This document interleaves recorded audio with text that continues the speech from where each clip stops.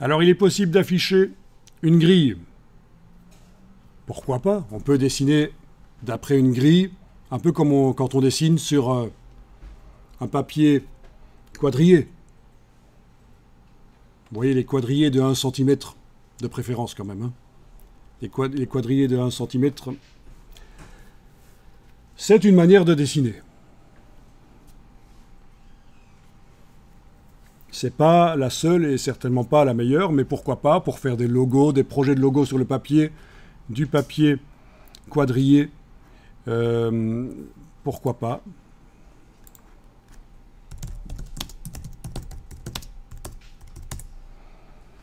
Du papier quadrillé, pourquoi pas, voilà. Évidemment, vous connaissez tous ça.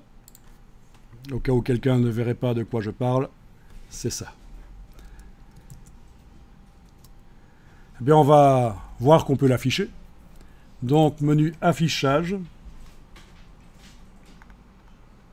Et vous demandez afficher la grille. Alors attention, ne confondez pas avec grille de perspective. Ça, c'est pour dessiner en perspective.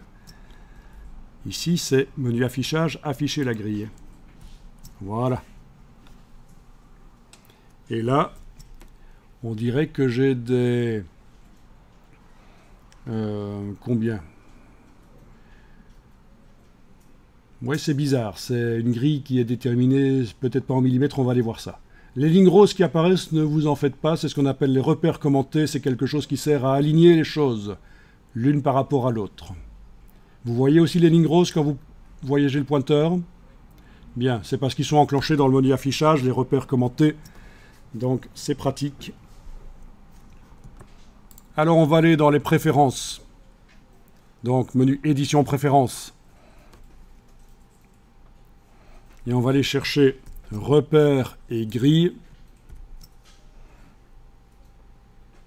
Ah, elle est en pouces. Je me disais bien qu'il y avait une Sakua Kenalena. 25,4 mm, c'est un pouce. Bon, ben, par exemple, on peut indiquer 50 mm de pas. Et en subdivision, si on mettait 5, en principe, ça va nous faire des centimètres. On va essayer. Ok. Voilà. Donc vous avez des traits plus épais, c'est les 5 cm. C'est juste moi qui ai choisi. Hein. Sinon, si je voulais pas les traits plus épais, j'aurais mis 10 mm et 10 mm dans les deux parties. Mais là, j'ai mis 50 mm en haut et 10 mm en bas. Et voilà, ce sont des grilles comme ça. On voit donc que notre carré de 3 cm, ben, il a bien 3 cm. On va enregistrer le document. Donc, vous faites Shift, CTRL S ou Fichier enregistré sous.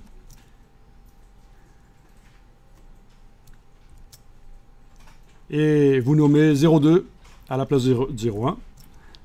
Voilà. OK, OK, c'est enregistré. Voilà le nom qu'il a.